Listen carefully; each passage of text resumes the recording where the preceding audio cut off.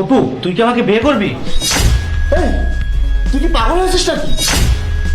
ও আমাদের বাসায় কাজের মেয়ে। তাতে কি হয়েছে ভাইয়া? চাকররা কি মানুষ হয় না? আরে ও একটা বিধবা, ওর একটা বাচ্চাও আছে। তাতে কি হয়েছে ভাইয়া? আমার কোনো প্রবলেম নেই, আমি ওর বাচ্চাকে আমার বাচ্চার মতো করেই দেখবো। এই অপু বল, তুই কি আমাকে বিয়ে করবি? আরে ভাই, দুনিয়াতে মেয়ের অভাব পড়েছে নাকি যে তুই আমাদের বাসায় কাজের মেয়েকে বিয়ে করবি? কাল যখন বাইরের মানুষ এটা জানতে পারবে তখন তো সবাই আমাদেরকে নিয়ে হাসাহাসি করবে। কিন্তু ভাইয়া, আমি যখন অপুকে ভালোবাসি তখন তো আমি অপুকেই বিয়ে করব, তাই না? দেখ ভাই, আমাদের দুজনকে ছোট রেখেই আমাদের মা বাবা মারা গিয়েছে। আমি কি এই দিন দেখার জন্যই এত কষ্ট করে নিজের সুখ বিসর্জন দিয়ে তোকে খাইয়ে পড়িয়ে লেখাপড়া শিখিয়ে এত বড় করেছি? ভালোবাসা অত দেখে শুনে হয় না ভাইয়া। ভালোবাসা যখন হয়ে গিয়েছে তখন হয়ে গিয়েছে, এখন কি করব?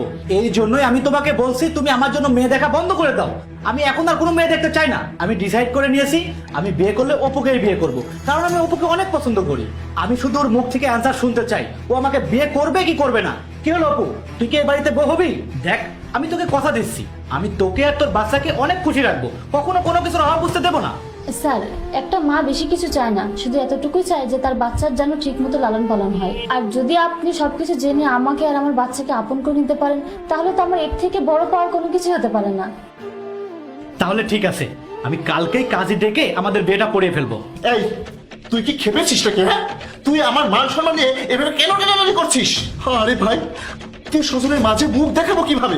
তোর বউয়ের কথা জিজ্ঞাসা করলে আমি কি বলবো? বলবো যে তুই একটা কাজের মেয়েকে বিয়ে করেছিস? হ্যাঁ ভাইয়া, তুমি তো এই বাড়িতে বউ চাওনি, একটা কাজের মেয়ে চেয়েছিলে। ভাইয়া, এই মেয়েটাকে দেখো কেমন। আরে ভাই, এর চেহারা দেখে তো মনে হচ্ছে এই মেয়েটা অনেক বেশি চালাক। শোন ভাই, আমি তোর জন্য একটা সাংসারিক মেয়ে চাই, যে কিনা বেশি লেখাপড়া শেখেনি, যাতে ঘরের রান্না বান্না সব কাজ সে করতে পারে। এই যেমন ধর, ঘর পরিষ্কার করা, বাসন ধোয়া, কাপড় চোপড় ধোয়া, ওই অর্থাৎ বাড়ির যাবতীয় সব কাজ।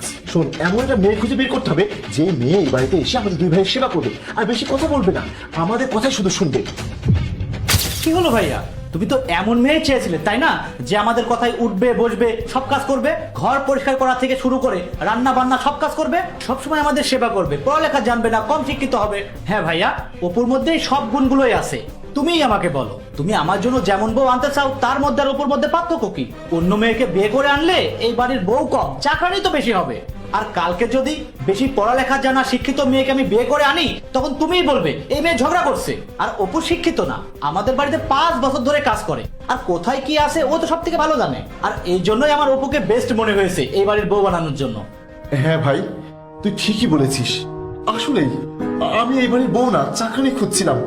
তোর কথা শুনে আজকে আমি বুঝতে পারলাম যে আমার চিন্তাধারা কতটা নিচে। সরি অপু, ভাইয়াকে বোঝানোর জন্য এছাড়া আমার কাছে আর কোনো উপায় ছিল না। পারলে তুই আমাকে ক্ষমা করে দিস। সমস্যা নেই স্যার।